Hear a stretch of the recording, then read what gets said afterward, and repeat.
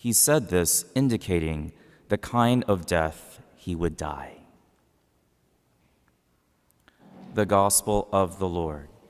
Praise to you, Lord Jesus Christ.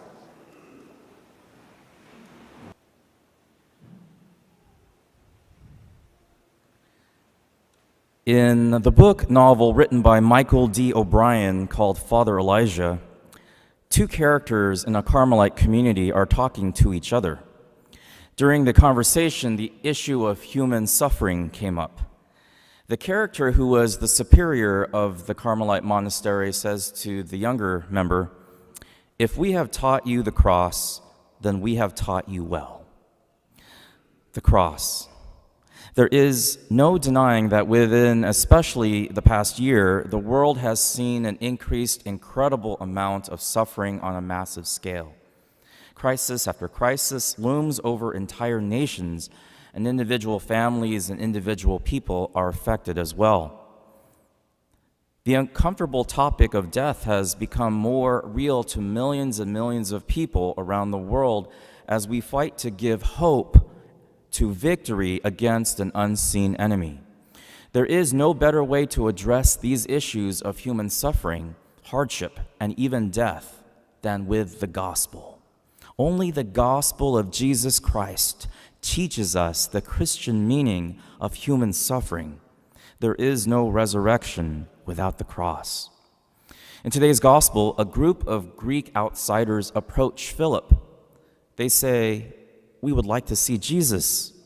Philip, in turn, goes to Andrew, and both of them together go up to Jesus with the request from the Greek outsiders. There are two main replies to highlight that Jesus gave. And these are also the two main points of this homily today as we approach the end of the 40 days of Lent. First, Jesus said, "Unless a grain of wheat falls to the ground and dies, it remains just a grain of wheat. But if it dies, it produces much fruit." Second, Jesus said, "When I am lifted up from the earth, I will draw everyone to myself." These two images, the grain of wheat and being lifted up from the earth, represent two great mysteries we will celebrate at the highest 3 days of the Church's liturgical calendar, in a sense even more important than Christmas. The grain of wheat refers and points to the Eucharist, which was instituted on Holy Thursday, and Jesus being lifted up from the earth refers and points to Jesus being crucified on a cross that is lifted up on Good Friday. Holy Thursday and Good Friday come before Easter Sunday. Today, we too, like the Greek outsiders, ask the apostles, "We want to see Jesus." For us to see Jesus, then, we must see Jesus in these great 3 days, this holy triduum of Holy Thursday, Good Friday, and Easter Sunday. On Holy Thursday, Jesus instituted the adorable mystery of the Eucharist. Jesus is first and foremost describing himself in the gospel as the grain of wheat that dies and bears fruit. On Holy Thursday, furthermore, we see Jesus in the three interconnected realities on that night, which is different than any other night. The institution of the Eucharist, the institution of the new priesthood, and the new commandment of agape love, as seen in the washing of the feet. The Eucharist, the priesthood, and agape. Like today's first reading from the book of the prophet Jeremiah, who teaches about a new covenant. It is here that God fulfills his promise on Holy Thursday night. "I will be your God, and you will be my people. I will place my law within them and write it upon their hearts." When Jesus, who is the grain of wheat that dies, takes ordinary bread, he says, "This is my body." He gave us his real presence to last until the end of time. He also commanded, "Do this in memory of me," which was a command for the new priesthood of the new law. During that night, Jesus ordained the 12 men gathered in that upper room. And according to the mystic, Blessed Anne Catherine Emmerich, who had a vision of Holy Thursday, Jesus so arranged the stoles of the apostles in different ways to signify their ordination to the priesthood of Christ. It was also said that after Jesus spoke the words, "This is my body," he saw all the Christians that throughout the ages that would come after him that would benefit from receiving his most precious body and blood. And it gave him such joy and delight to see you receive his body and blood.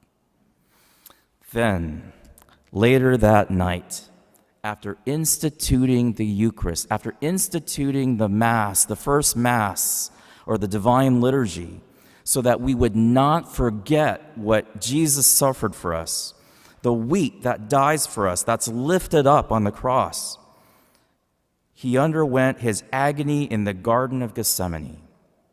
Whereas in the 40 days in the desert, Jesus defeated the devil's triple temptation, but in the garden, Jesus seemed to have been almost defeated by the devil to the point that Jesus was unrecognizable to his apostles. It was also said by Blessed Anne Catherine that in the agony in the garden, Jesus had a vision of all the sins of the world that was or ever was to be committed, from the first sin committed by Adam and Eve to the very last sin before his second coming. He saw all this, and the devil mocked him, and he said, "Are you really going to die for that? And that sin, and that person, and that horrendous crime? Are you really going to do that?" Jesus was crushed like wheat to the earth, like grapes crushed in the winepress. He saw your sins and my sins, and it so weakened Jesus and demoralized him. And he saw the ingratitude of people that would reject him, and it broke his tender heart. He then went to Peter and some of the apostles who were asleep in the garden, like a man in sorrow, trembling with weakened knees and body shaking, and he told them that this was a dangerous time. He said, "Stay awake and pray." He then went back to the Garden of Gethsemane and had a more consoling vision. He began to see the flock that would be saved because of his death on the cross. He saw you and me in heaven. He began to see the flock, those saints in the past Old Testament and those future saints that would come after him, that would draw close to his heart. All his disciples throughout the ages would be strengthened by his passion and his death and draw their strength from his agony. He saw us, and it gave him so much encouragement. Ironically, this Jesus, who is our strength, our rock, imagine this. We go to him for our source of strength. But yet at that moment, he saw you. And it encouraged him.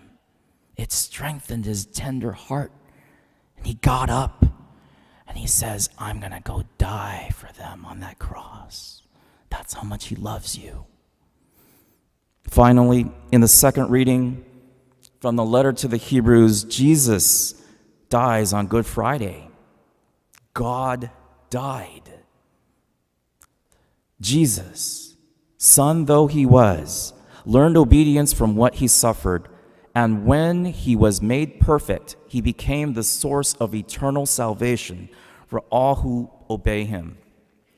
The Catechism teaches that Jesus, like Jesus, the church as the bride of Christ, too, will undergo an agony and passion, a Palm Sunday and a Good Friday, like her beloved.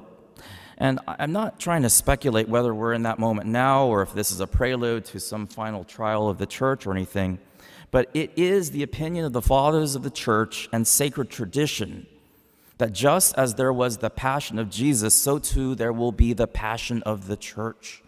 So we, you and I, share in this passion every day in our lives, whenever we die to sin or help the poor or the disadvantaged, or whenever we help our family, our friends, or anybody who is a stranger or an enemy that we don't know, whenever we suffer for doing good for those we love.